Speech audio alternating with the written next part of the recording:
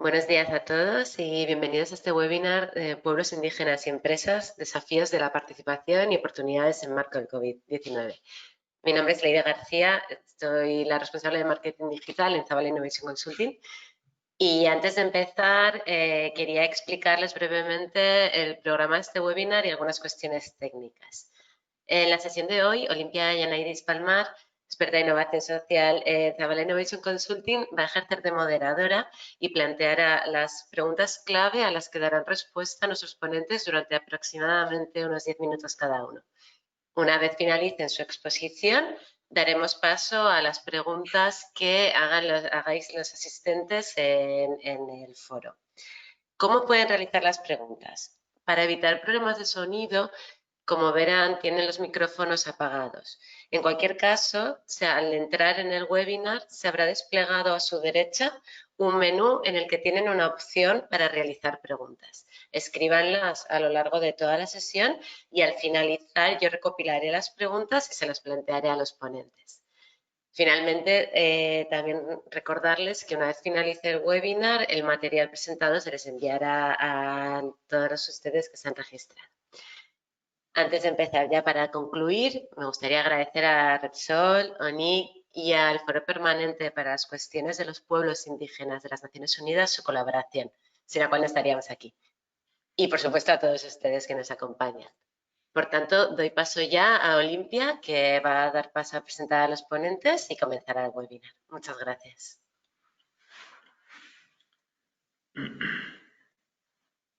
Muy buenos días a todos y todas. Gracias, primero que todo, darles las gracias por su tiempo, por conectarse con nosotros en este webinar, en donde queremos reflexionar un poco sobre esos desafíos y esas oportunidades de participación de empresas y comunidades en marco del COVID-19.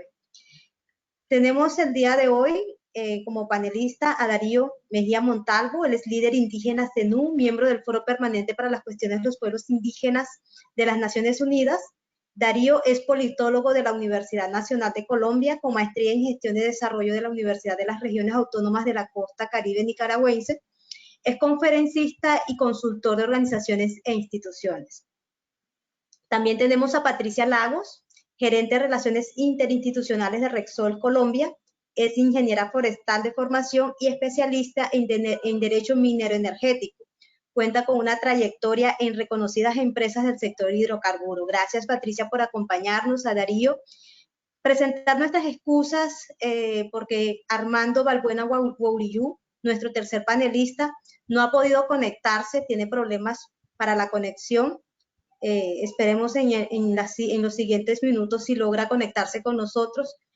Él es representante de la Organización Nacional Indígena de Colombia, trabaja en la defensa de los derechos humanos y derechos indígenas, asesora víctimas del conflicto armado y orienta procesos de resistencia indígena. Armando fue declarado maestro indígena de la sabiduría por la UNESCO en el 2009. Esperemos que se conecte. Nuestro cuarto panelista es el doctor Miquel Berraondo, licenciado en Derecho y máster europeo en Derechos Humanos y Procesos Democráticos. Miquel es el director del área de innovación social en Zabala. Quisiéramos, ante todo, Miquel, escucharte y que presentaras también unas palabras de salutación para iniciar este webinar. Bueno, pues muchas gracias, Olimpia. Y nada, básicamente darles la bienvenida a todos ustedes. Estamos muy contentos con el nivel de recepción que ha tenido este webinar. Tenemos más de 200 personas inscritas que ya están poco a poco entrando en la sala. Lamentamos los problemas técnicos que está teniendo Armando Balbuena para poder conectarse y esperamos solucionarlos en breve. Y la verdad es que estamos muy agradecidos tanto a Repsol, tanto al Foro Permanente, Patricia, Darío, a Armando, por la disponibilidad y las ganas de poder tener un poco este debate y este pequeño diálogo sobre cómo se tienen que hacer las cosas en un marco de respeto de derechos humanos a la hora de desarrollar proyectos empresariales, ¿no? Y en ese sentido, bueno, pues es un placer poder compartir este pequeño espacio con todos ustedes y esperamos que les parezca interesante. Así que nada, cuando quieras, Olimpia. Zabala Innovación es una consultora experta en el área de innovación social que realiza estudios de impacto social, consultas previas y acompaña la integración de la debida diligencia mediante estrategias empresariales de diálogo social y la protección de los derechos humanos a comunidades vulnerables, fomentando la participación ciudadana con los grupos de interés, cumpliendo los requerimientos éticos, fortaleciendo las capacidades de gestión pública con enfoque social. También desarrolla herramientas metodológicas de diálogo participativo alineadas a los estándares gubernamentales internacionalmente establecidos. Zavala es la empresa que ha realizado el primer estudio de impacto en derechos humanos en Colombia y que demuestra que se puede implementar los estándares internacionales siendo respetuosos los derechos humanos de los pueblos indígenas. Es un poco para conocer quién es Zavala y qué hace en Colombia y por qué hoy estamos acá reflexionando sobre los desafíos y la participación de los derechos de los pueblos indígenas en el marco del COVID-19. Darío, quisiéramos empezar contigo. ¿Cuáles son los desafíos y las oportunidades desde los pueblos indígenas para la construcción del diálogo entre empresas y comunidades?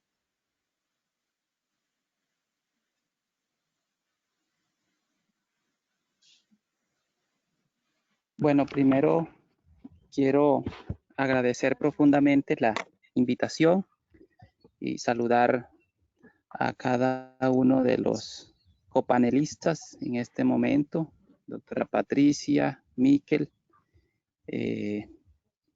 Armando. Bueno, espero lleguemos ahora. Y gracias, Olimpia, por la invitación a conversar sobre este aspecto tan importante en la vida de nuestras sociedades, en el contexto en el que nos encontramos. Yo quiero plantear de entrada dos aspectos que me parece que son como la carta de navegación sobre lo cual dialogamos. La debida diligencia, como se le conoce a esta forma de orientaciones, a estos principios rectores de la relación entre las empresas y la sociedad, últimamente ha venido tomando importancia en el sistema de los derechos humanos, pero sigue siendo un aspecto potestativo, por un lado. Mientras que por el otro lado, el derecho a la participación, el consentimiento previo, libre, informado, la consulta previa, es un derecho y en la medida en que está reconocido en los estados, no es potestativo, sino que es un asunto obligatorio. Sin embargo, esta es una relación que no está establecida solo entre dos. Aquí hay un tercero. Y el tercero es quien tiene la responsabilidad tanto de garantizar los derechos de los pueblos y comunidades en general, no solo de los pueblos étnicos, pueblos indígenas, sino en general de las sociedades, que es el Estado. Y el Estado no necesariamente en nuestras sociedades es el ejemplo a seguir en las prácticas de relacionamiento con los pueblos indígenas. Y eso lo estamos viendo en el contexto actual. Quiero recordar cuando se estaba negociando el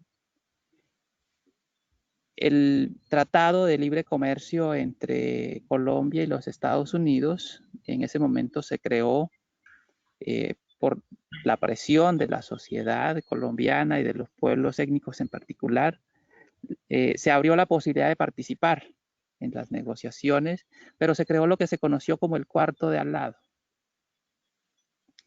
Y en el cuarto de al lado solo se reciben los informes de lo que va sucediendo allí en la conversación entre los dos estados. Estos dos estados representan un modelo económico, representan una forma de relacionamiento con la naturaleza y son estos dos estados los que se ponen de acuerdo en las normas para relacionarse tanto con las empresas o con las comunidades. Y aquí el tema del acceso a la justicia está construido en esa relación entre estados que tienen una sola visión del desarrollo. De manera que aquí uno puede darse cuenta cómo es la forma de construir la institucionalidad. Desde el inicio estamos por fuera, porque la forma de construir la institucionalidad hace que, por ejemplo, todos los temas relativos a las prácticas de las industrias se tengan que ir a tribunales de arbitramiento y no a las instancias que definen violaciones a los derechos humanos en los estándares para el resto de las personas. Entonces, aquí hay, digamos, varios asuntos, varios retos, varios aspectos, pero yo quiero plantear uno. Uno que tiene que ver con el básico, el sencillo. Ponernos a hablar lo que se conoce como el mismo lenguaje, el mismo idioma. Hablemos el mismo idioma. Porque muchas veces, yo quiero en esto recordar a un gran dirigente indígena colombiano, se llama Abadio Grigg-Stossel. Él dice, muchas veces decimos lo mismo, pero no hablamos de lo mismo. Y en este caso, generalmente lo que uno escucha y lo que uno entiende en la interlocución es que decimos lo mismo. Por ejemplo, decimos tanto las empresas como los pueblos indígenas la necesidad del respeto a los derechos. Pero no necesariamente estamos hablando de lo mismo.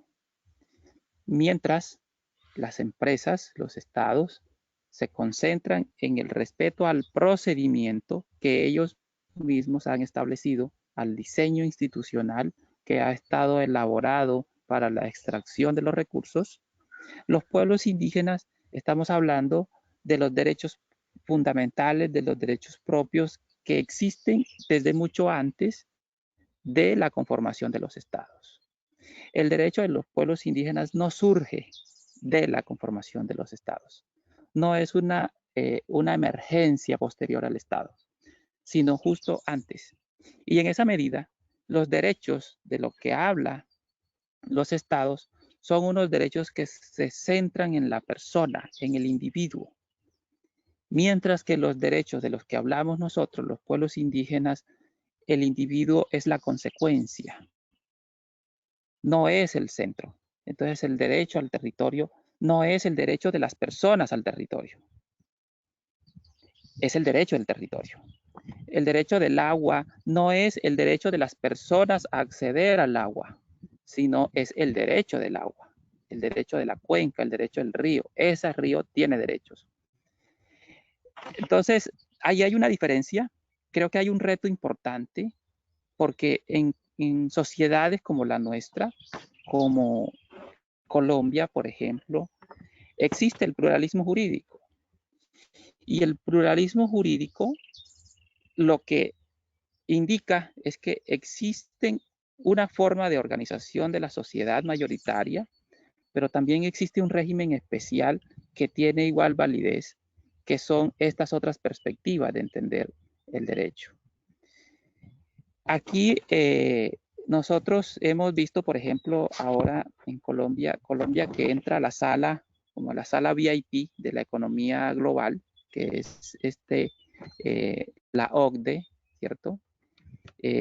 Para entrar a la OCDE, Colombia ha preparado el Plan Nacional de Derechos Humanos y Empresas y ya ha priorizado 3 ramas de la producción: la agroindustria, el sector minero energético y el sector de la infraestructura vial. Si nos damos cuenta, estos 3 sectores que se han priorizado en el caso colombiano son los sectores con los cuales los pueblos indígenas tenemos mayor relación. Tenemos el caso, por ejemplo, en este instante de la vía que se está construyendo entre el Pacífico y la llanura, la interconexión con Venezuela. Allí hay una serie de conflictos por no haberse realizado los procesos de participación y los procesos de consulta de la mejor manera. Luego, aquí nosotros tenemos una serie de situaciones en el terreno, en la cotidianidad, que tienen que ver con la fragmentación también del derecho o de los procedimientos, más bien, de relacionamiento de las empresas.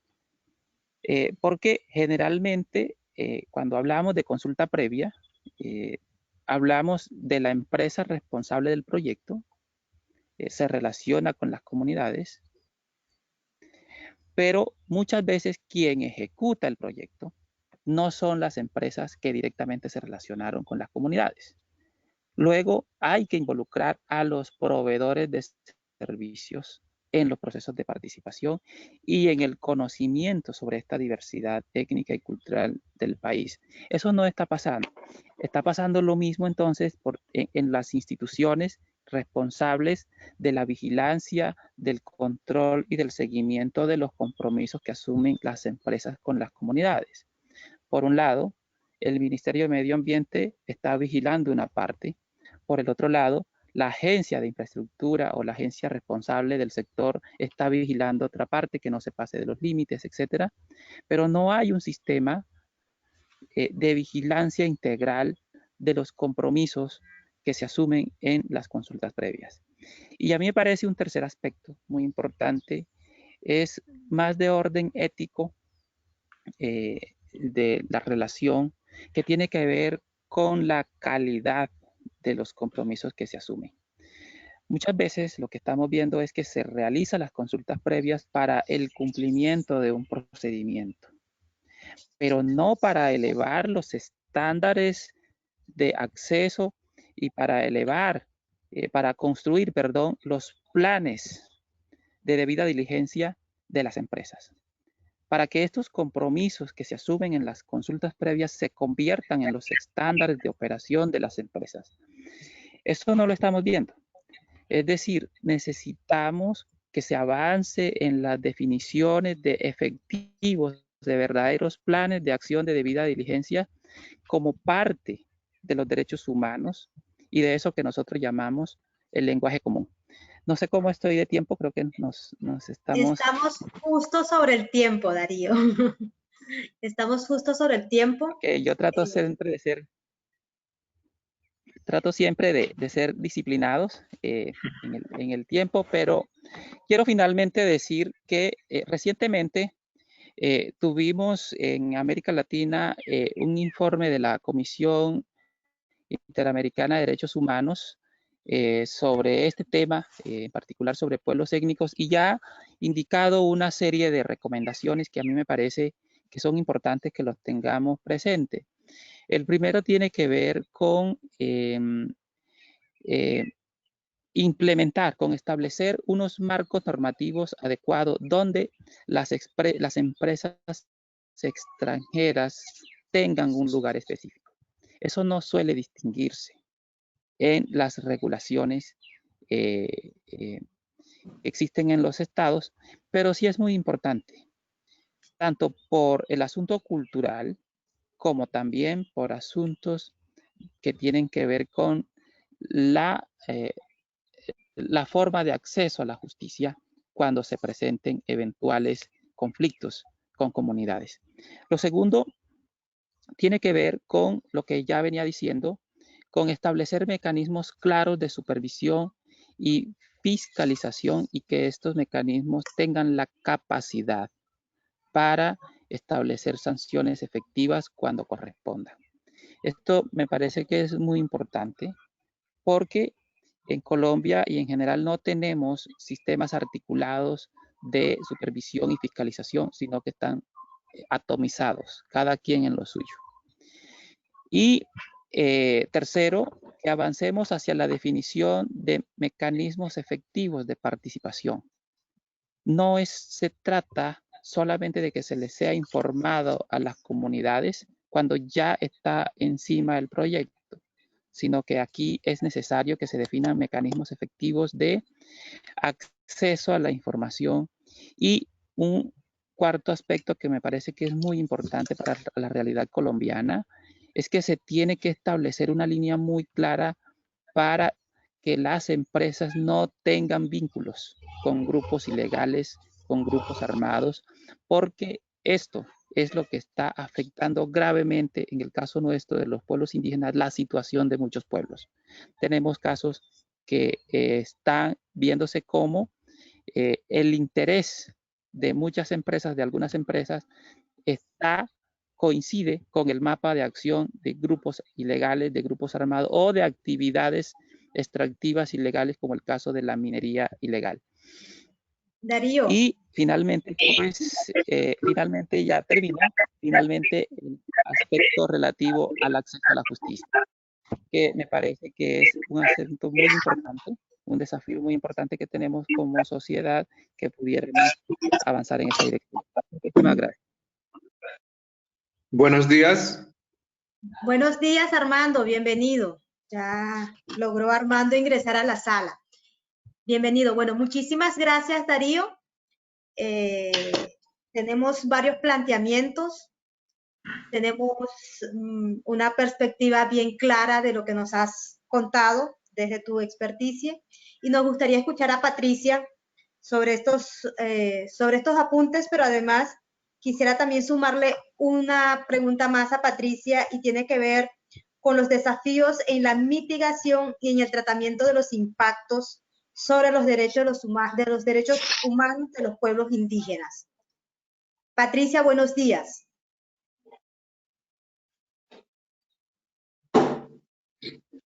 Buenos días a todos. Mil gracias por esta invitación para que podamos compartir un poco visiones sobre lo que es la debida diligencia en derechos humanos y pueblos indígenas, pero también cómo podemos aprovechar esta crisis del COVID para tratar de aprender, porque creo que toda crisis nos permite aprender. Y cuando hablamos, como lo hablaba Darío, de los principios rectores de empresas y derechos humanos establecidos por Naciones Unidas desde el 2011, pues ahí establece unos deberes de cada una de las partes. Nos dice que los estados tienen el deber de proteger, que las empresas tienen el deber de respetar, y que las comunidades deben tener mecanismos de participación adecuados. Sin embargo, aunque siempre empresas, pueblos y gobiernos nos movemos en realidades que no son ni blancas ni negras, sino que tienen matices de grises. Nos movemos en diferentes países, en diferentes formas de gobierno, en diferentes estructuras organizativas, diferentes tipos de empresas, y eso hace que las cosas requieran unas visiones construidas cada vez que vamos a construir un relacionamiento. Creo que cuando hablábamos de desafíos y oportunidades, que era la primera pregunta que nos hacía, pues, que se le hizo a Darío, toda oportunidad es un desafío y viceversa.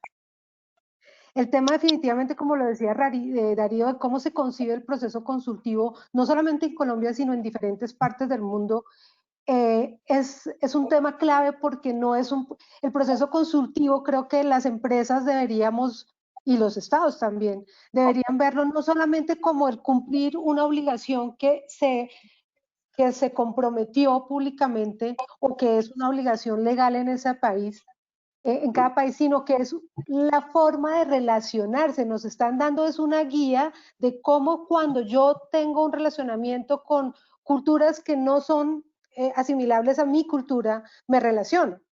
Y creo que ahí es donde ha estado la falla un poco del proceso consultivo, es no entenderlo como un procedimiento más, como una lista de chequeo. Yo tengo mi acta de consulta previa y listo, está ok.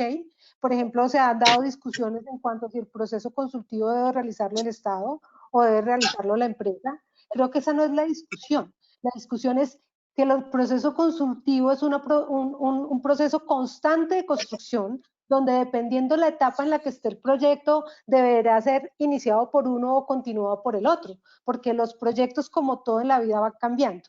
Entonces, creo que el primer reto del tema de derechos humanos relacionado con las empresas y los pueblos indígenas es entender que cada relacionamiento es distinto y que como cada relacionamiento es distinto, es necesario ponerle esa particularidad de tomarnos el tiempo de conocer. Siempre tengo un eslogan que es conocer para respetar. Si yo no conozco cuando yo voy de visita a una casa, trato de cumplir esos estándares, esas formas de ser y de hacer a esa casa que visito. Entonces yo tengo que entender como empresa que yo estoy llegando a un territorio que, aunque tengo un contrato de un Estado que me permite realizar una actividad, no me está dando un derecho per se sobre ese territorio, y eso me implica un esfuerzo como compañía para conocer esas diferencias y tratar de respetar esos espacios. Eso lo plantearía como un primer reto o oportunidad. Otro tema que me parece muy relevante, como lo decía, ese tema del COVID, creo que nos ha hecho el estar en confinamiento a una cultura como la nuestra, que está acostumbrada a moverse, a la dinámica de los tiempos, las reuniones. No, creo que nos debe enseñar a entender que cada espacio, cada momento y cada situación sociopolítica que se tenga en un territorio debe ser conocida para poder evitar esos riesgos de contagio. No hago lo de contagio del COVID per se, sino de esas malas prácticas o de esas formas inadecuadas que pudieran generar afectaciones en el relacionamiento. Otro tema que creo que es muy importante resaltar, y que Darío lo mencionó, es el tema de la falta de una articulación interinstitucional fuerte cuando hablamos de temas de relacionamiento. Y creo que todos los países lo sufrimos.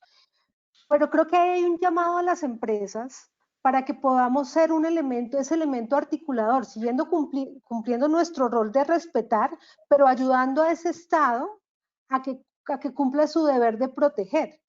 Como lo decía Darío, las actividades que desarrollamos, en este caso del sector de hidrocarburos o energético, pues normalmente no se encuentran ubicadas geográficamente en ciudades o en zonas suburbanas con acceso a vías, sino que normalmente estamos en áreas donde la presencia del Estado no es tan fuerte, donde en el caso colombiano la presencia de grupos al margen de la ley es más fuerte, y donde tenemos una realidad en la cual debemos construir y ayudar como empresas a cumplir ese deber del Estado de proteger. ¿Por qué? Porque como empresas, al estar en esos territorios, tenemos un mejor conocimiento de ese entorno, que ese conocimiento debe ser conjunto con el conocimiento, no mi visión de empresa, sino mi visión conjunta con mis comunidades. Yo soy un miembro, la empresa es un miembro más de la comunidad en ese territorio que tiene unas particularidades. Y creo que uno de los grandes retos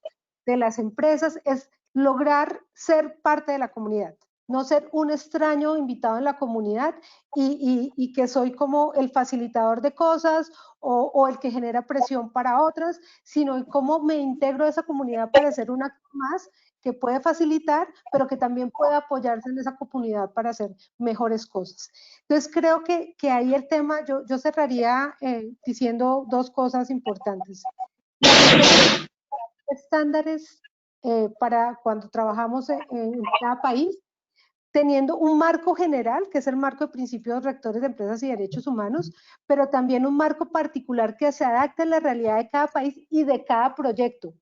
Yo puedo estar en la misma, el sector hidrocarburos en Colombia, pero no es lo mismo desarrollar un proyecto en La Guajira que en el Putumayo. Mis realidades, mis entornos sociales, ambientales, políticos son diferentes. Entonces, eso tengo que aprenderlo a capturar, y creo que las empresas tenemos esa capacidad porque, a diferencia de los gobiernos, somos más constantes en el tiempo, dado que el Estado se ve representado por gobiernos que tienen una transición en el tiempo. Entonces creo que ahí hago un llamado de atención a las empresas para que seamos facilitadores de ese deber del gobierno, de los estados, de respetar de proteger los derechos.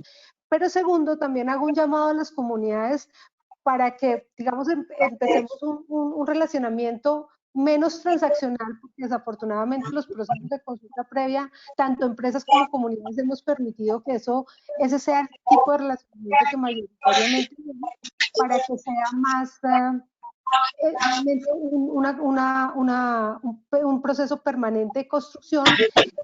Tercero, que veamos en esta crisis de la pandemia una oportunidad para integrar, tanto a nivel de empresa como a gobierno, a líderes indígenas que entiendan las particularidades de una pandemia, y las adaptaciones que en una pandemia deben hacerse, pero que ellos, al ser parte de esa sociedad, de ese territorio, por tanto deben hacer parte de esos elementos que el gobierno genere o cree o esas leyes para manejo de la crisis. Creo que en Colombia, caso particular, que es el que conozco de primera mano, al gobierno le ha faltado un poco más integrar a los líderes de los pueblos indígenas en la toma de decisiones frente al manejo de la pandemia, específicamente y en especial, dado que están en zonas de frontera donde la crisis se hace un poco más aguda. Y ya con esto terminaría mi intervención. Muchísimas gracias, Patricia, por todos tus planteamientos y por respetar el tiempo, por terminar en el tiempo. También es un desafío en estos tiempos del COVID, administrar el tiempo. Ya tenemos con nosotros a Armando Balbuena Wourillú. Armando, ¿estás allí? Sí, muy buenos días a ti y a todos. Buenos días, Armando. Armando, Darío nos acaba de presentar unos puntos que tienen que ver con las relaciones y los desafíos en las relaciones de las comunidades indígenas y de las empresas. Patricia también nos acaba de presentar unos principios para que esos diálogos se hagan de manera respetuosa de los derechos humanos de los pueblos indígenas. Nos gustaría escucharte un poco cuáles son los desafíos desde las comunidades indígenas, ¿qué hace interesante esa relación de empresa y comunidad?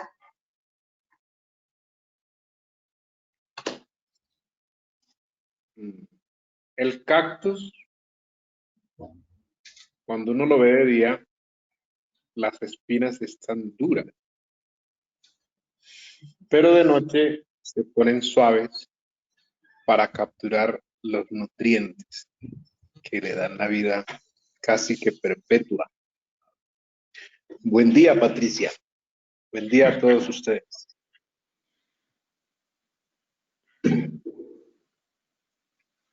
Los pueblos indígenas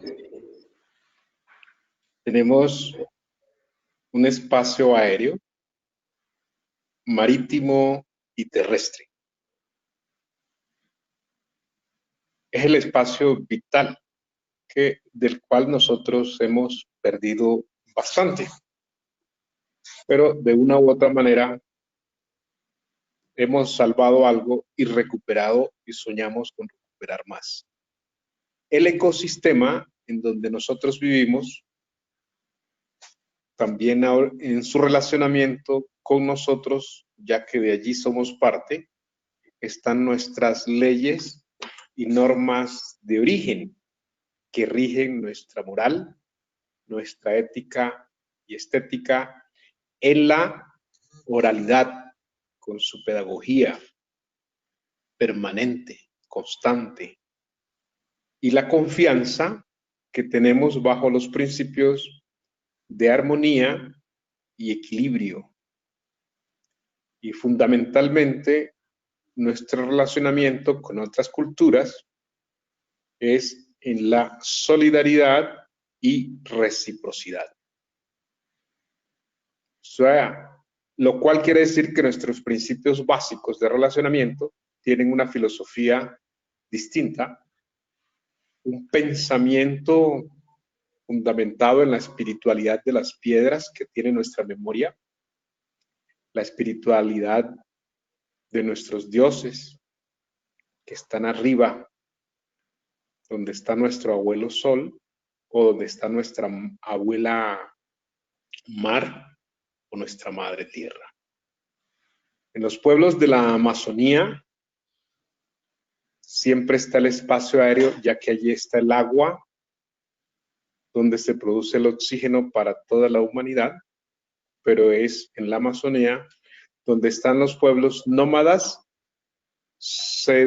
seminómadas, o en la Orinoquía, en un suelo frágil, muy endeble, donde están los nómadas y seminómadas, o en el área andina, un área muy golpeada, pues son 5 siglos de relacionamiento de la peor manera, pero allí estamos, o toda la franja del Pacífico,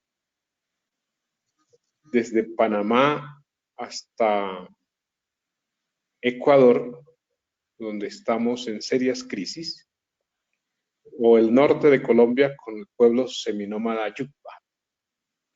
Somos nómadas, seminómadas, sedentarios y urbanos, como los muiscas en la ciudad de Bogotá.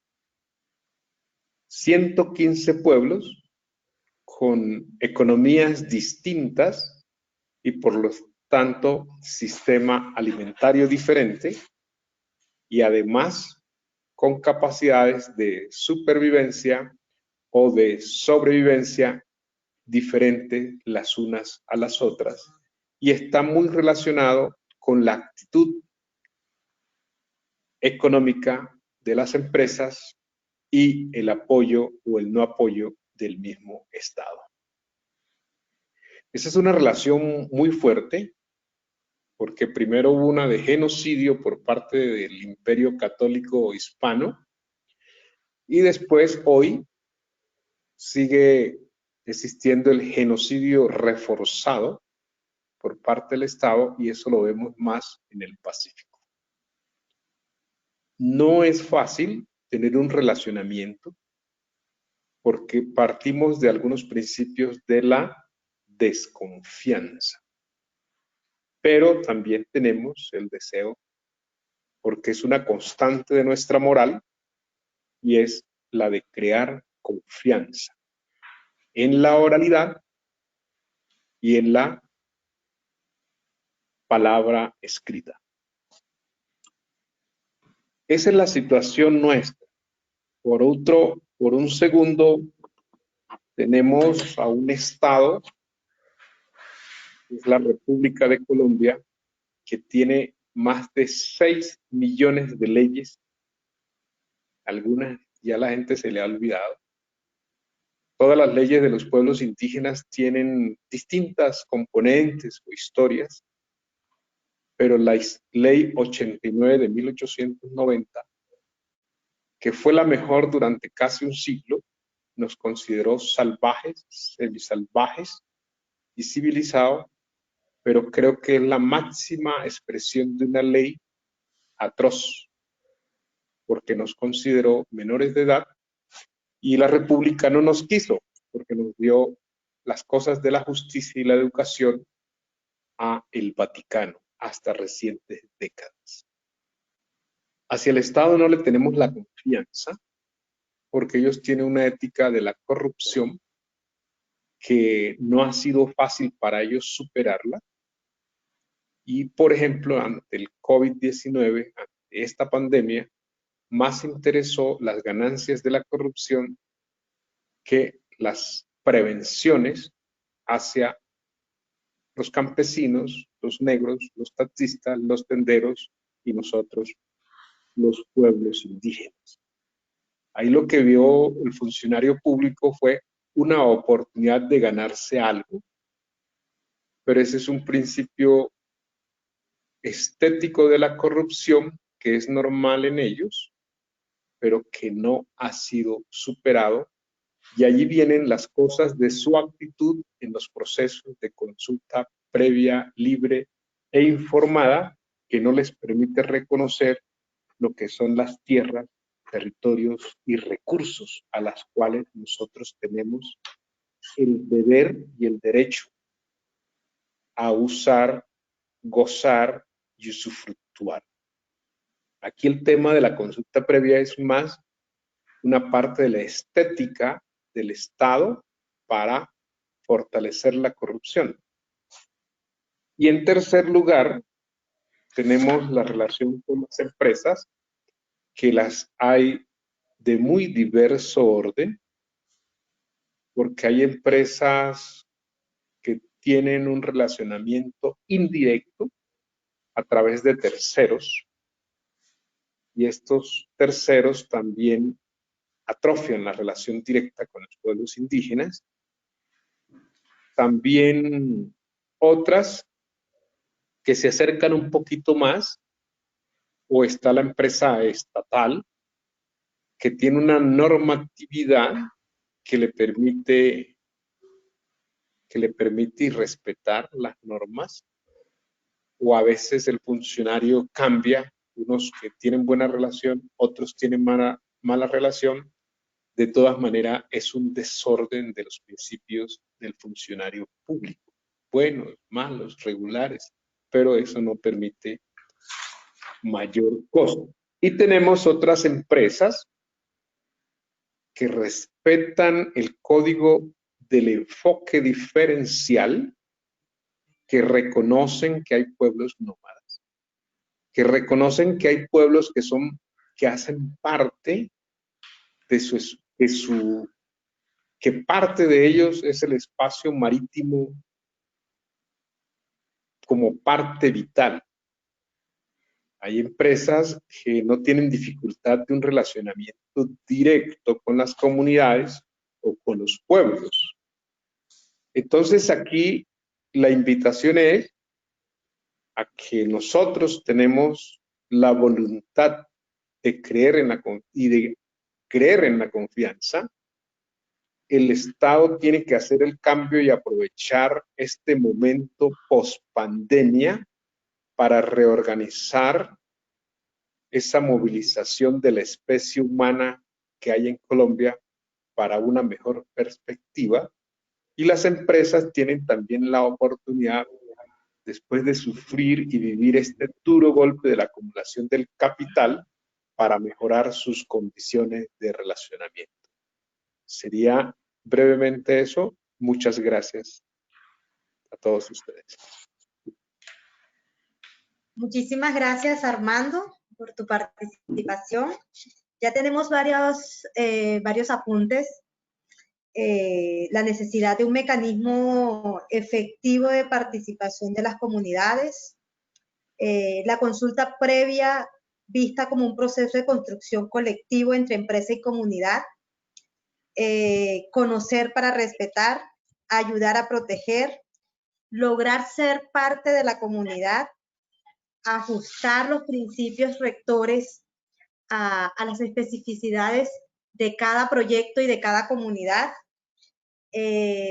Tenemos filosofías distintas, modelos de desarrollo diferentes, la necesidad de consolidar y de construir la confianza, de reconocer los diferentes espacios de los pueblos indígenas.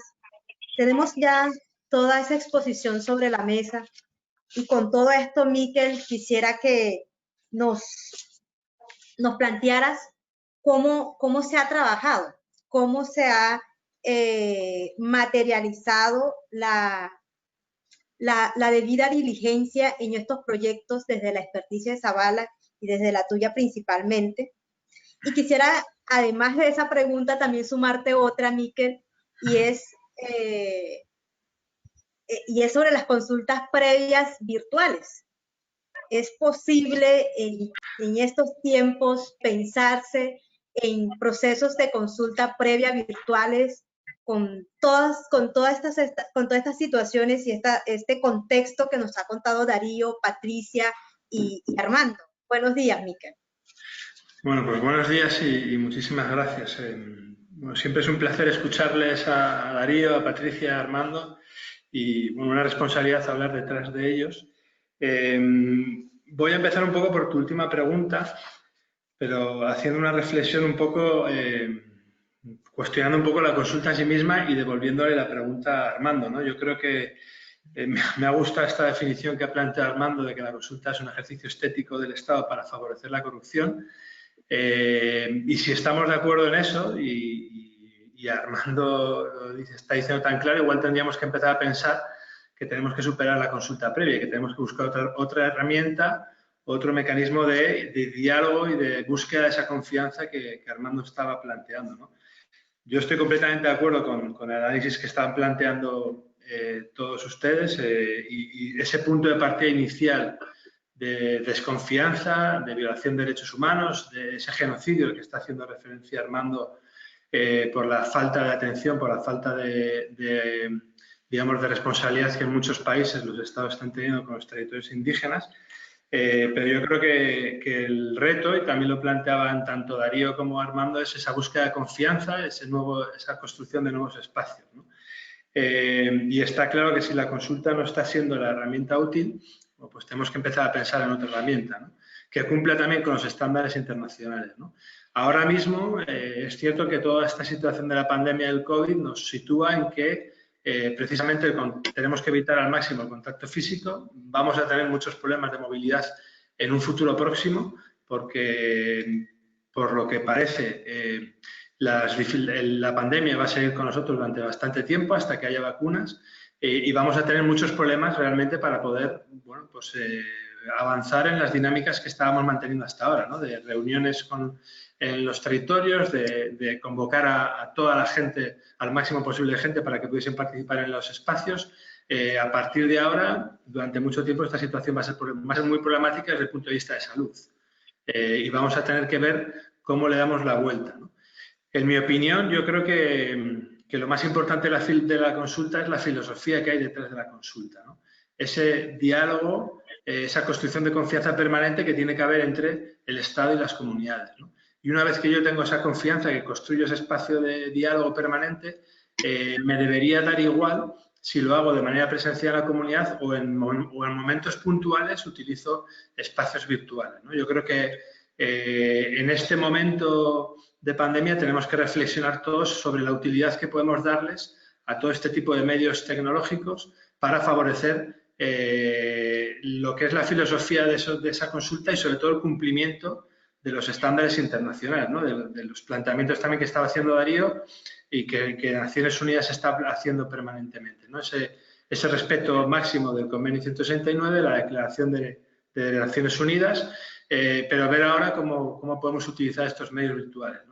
Yo sí que me aventuraría a proponer que en determinados contextos, con determinadas circunstancias de construcción de confianza, cuando tenemos una de esas empresas que comentaba Armando que cumplen con los derechos, que cumplen con el respeto de la interculturalidad, que cumplen con el respeto de ese enfoque diferencial, bueno, pues es posible que podamos tener espacios de confianza entre las autoridades y las comunidades con la empresa y que podamos permitirnos la utilización de medios tecnológicos en momentos puntuales de los procesos de consulta.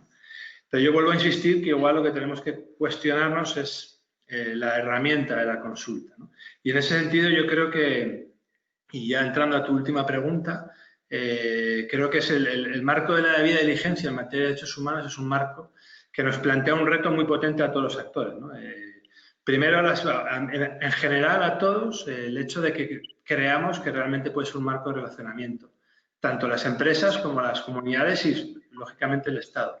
Tenemos que creernos realmente que esa debida diligencia, que esos estudios de impacto en derechos humanos pueden ser unas herramientas útiles para construir confianza, para acabar con esa desconfianza, esa historia, todos esos pasivos históricos de vulneraciones de derechos humanos que evidentemente hay que remediar y construir un nuevo marco de relacionamiento, ¿no? Nosotros, un poco con la experiencia que hemos tenido en los últimos años y sobre todo este último trabajo que hemos hecho con la ONIC, que hemos estado realizando ya en La Guajira, bueno, pues yo creo que estamos demostrándonos a nosotros mismos y estamos demostrando al resto de la sociedad que es posible generar un trabajo multidisciplinar, intercultural, con un equipo de trabajo de expertos internacionales con expertos, en este caso Guayús, con una organización indígena sumamente respetada a nivel internacional como es la ONIC, dirigiendo un estudio de impacto en derechos humanos, participando en un estudio de impacto en derechos humanos y exigiendo que se respeten los estándares internacionales, ¿no?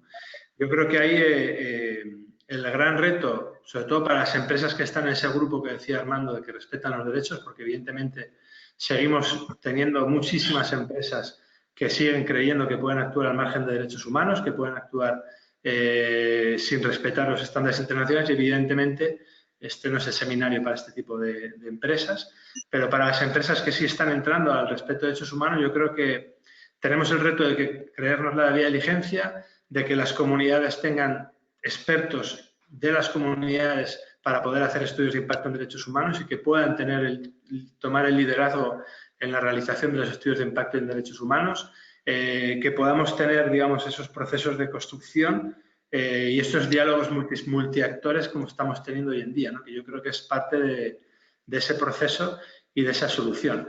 En nuestra experiencia, y ya termino, yo me gustaría lanzar un mensaje positivo de que sí se puede, de que la debida diligencia, los principios rectores es un marco bien interesante para buscar establecer nuevos marcos de confianza y para exigirle al Estado también que asuma el rol y la responsabilidad que les corresponde, ¿no? en todo lo que es el cumplimiento de los tratados internacionales de derechos humanos.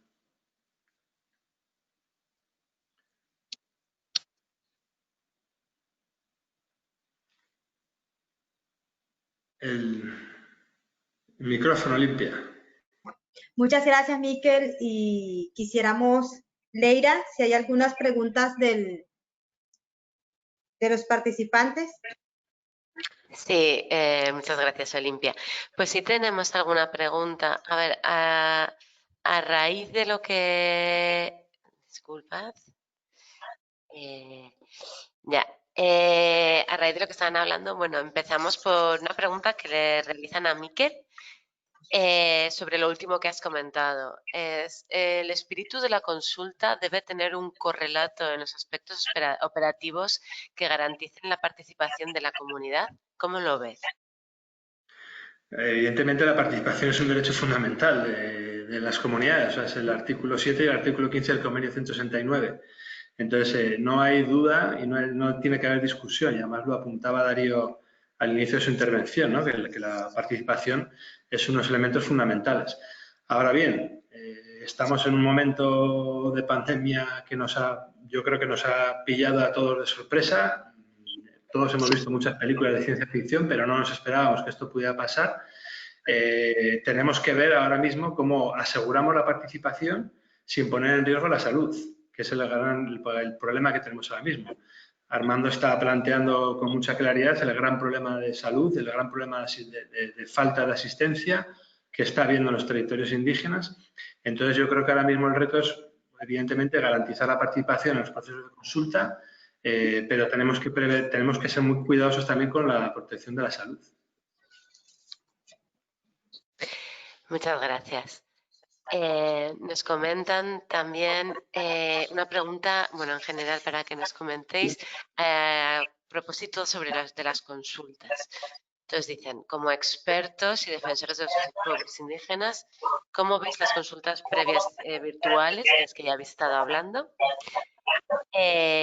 ¿Cómo las veis como la única forma de avanzar en los procesos de empresa y comunidades? Y en caso, ahora con la situación del COVID, ¿qué otra forma veríais para no dejar de un lado los proyectos, teniendo en cuenta que la presencia del virus va a permanecer un buen tiempo? Darío o Armando, adelante. Dale, Darío.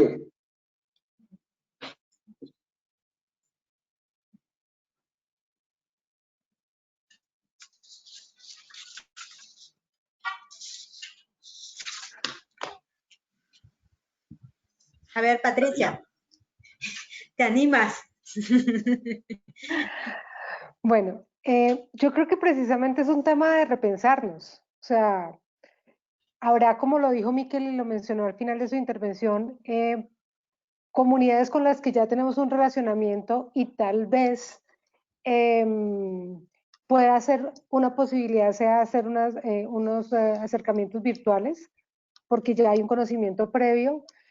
Sin embargo, cuando estamos hablando de iniciar un relacionamiento, pues este no es el mejor ámbito, pero yo siempre he hecho como una similitud de las relaciones personales a cuando uno inicia un proceso de consulta previa. Uno necesita, cuando está haciendo esos primeros acercamientos, identificar realmente esos canales válidos de comunicación.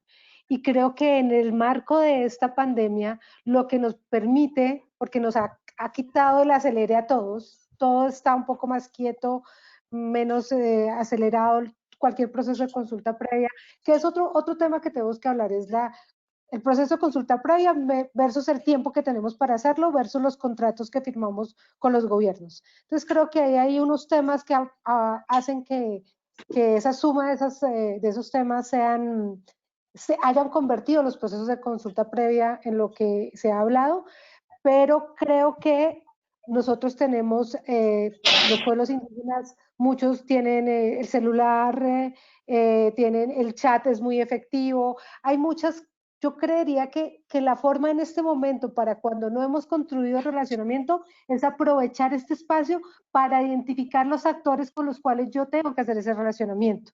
La llamada a un amigo siempre es eficiente.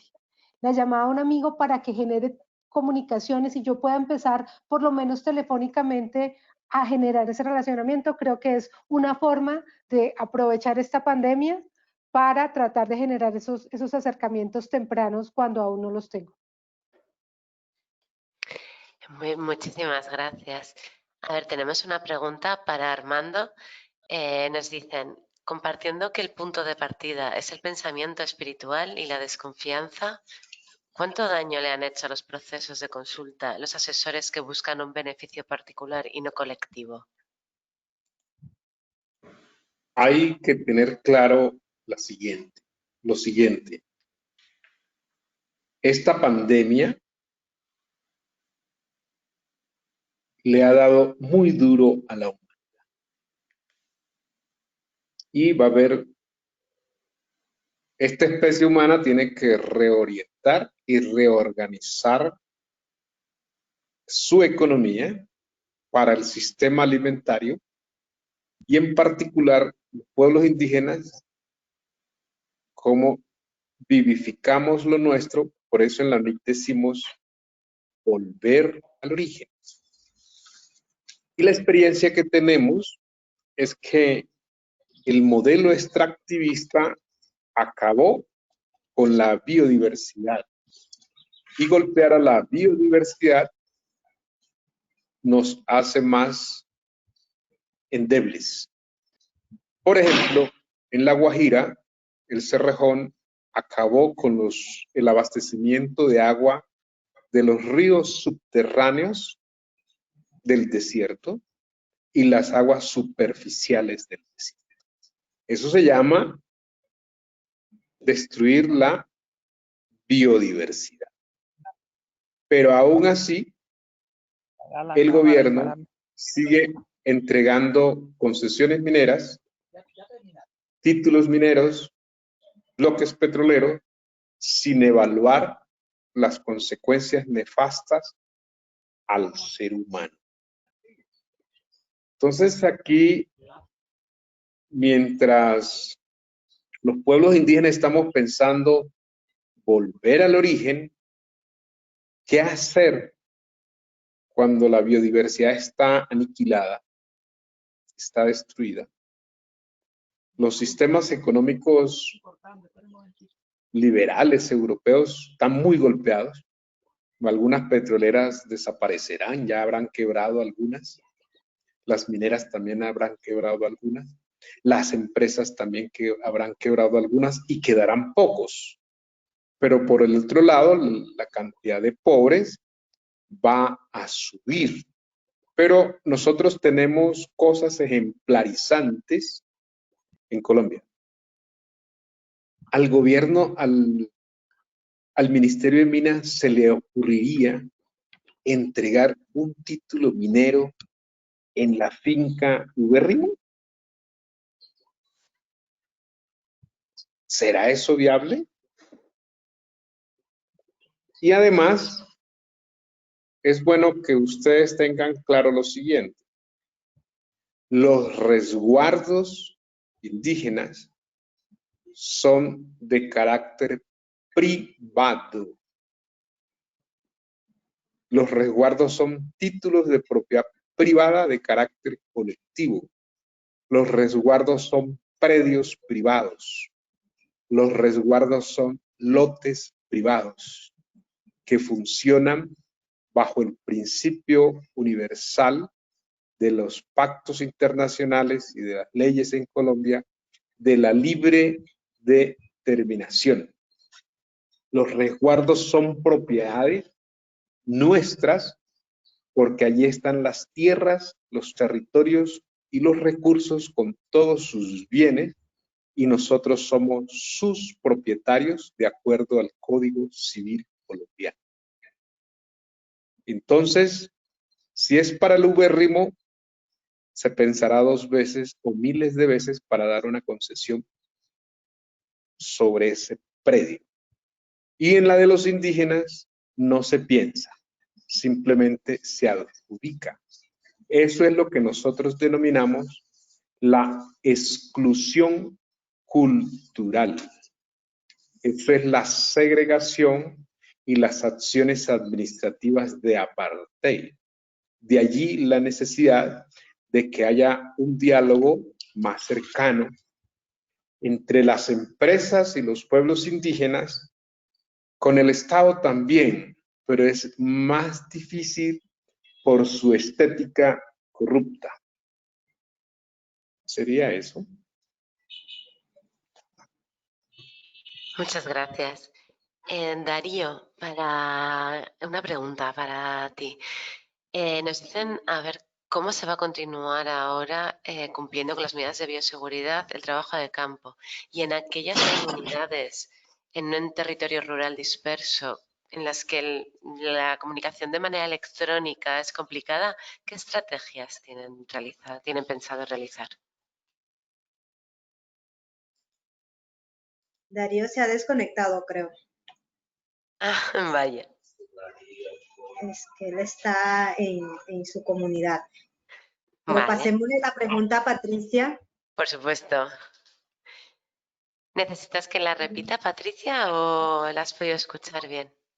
No te preocupes. Precisamente revisando información relativa a esta charla, Naciones Unidas acaba de sacar, o no hace mucho sacó una circular para elementos a tener en cuenta en el relacionamiento con comunidades indígenas en el marco del COVID. Básicamente establece respetar el derecho que tienen las comunidades indígenas o no en este marco de no acceder a ningún tipo de relacionamiento o no permitir el ingreso de nadie a sus comunidades como medida para protegerse y que eso, digamos, no está en tela de discusión en este marco de pandemia. Y también establece que para aquellas organizaciones, por ejemplo los estados, que por la razón de la actividad que van a realizar en esos territorios y en caso de no poder evitar no ir a esas comunidades indígenas, pues deberán coordinar con los líderes de esas comunidades indígenas las medidas que deben ser tomadas para proteger a esa comunidad frente a las medidas de bioseguridad. Adicionalmente mencionaba que la información general que se da al público en cuanto a las medidas de protección que deben tomar, como el tema de tapabocas, el tema de lavado de manos, etcétera, etcétera, deben ser puestas en un lenguaje de fácil acceso a todos los pueblos, que sean entendibles. Entonces creo que también es un ejercicio en el que el gobierno tiene que trabajar para dar respuesta y para proteger a las comunidades y respetar su derecho a la salud. Muchísimas gracias. Miquel, tenemos una pregunta para ti. En tu experiencia, ¿crees que se puede lograr que la debida diligencia de derechos humanos sirva para construir un protocolo que permita poner en la mesa los derechos de las comunidades con los derechos del particular que quiere hacer un proyecto en un territorio étnico? ¿O se debe construir una vez termine la debida diligencia? Bueno, es un tema bien complicado. A ver, yo creo que el marco de empresas y derechos humanos hay que aplicarlo en el ámbito de empresas, precisamente, y yo creo que la debida diligencia es una herramienta que tenemos que trabajarla de cara a que las empresas cumplan y respeten los derechos humanos y ahí las comunidades, en el ejercicio de sus derechos, tienen que ser las que interactúen directamente con las empresas, ¿no? En el caso de que particulares, privados, quieran desarrollar proyectos en territorios indígenas, bueno, hay que analizar muy en detalle qué tipo de intervención quieren realizar y qué tipo de alianzas están teniendo con las comunidades, ¿no? Porque en principio los territorios indígenas, los resguardos indígenas no pueden ser, son inquebrantables para los propios pueblos indígenas. Entonces ahí tendríamos que analizar con mucho detalle qué quieren, o sea, qué marco de relacionamiento están teniendo esos privados con los propietarios originarios del territorio, ¿no? Hay que tener muy claro y no hay que olvidar que el derecho de propiedad no se extingue en el caso de las comunidades indígenas por mucho que hayan sido desahuciadas o o que su territorio se les haya arrebatado de manera violenta y ahora esté en propiedad de terceros. Ese derecho de propiedad, como ya he dicho la Corte Interamericana, solo se extingue cuando la comunidad voluntariamente renuncia a esa propiedad. No, en ningún otro caso puede renunciar. Pero bueno, yo creo que esto daría para muchísimo debate y ya nos estamos yendo de tiempo. Así que, bueno, yo me atrevería a dejarlo aquí para que ya, Olimpia, si quieres, puedas ir cerrando.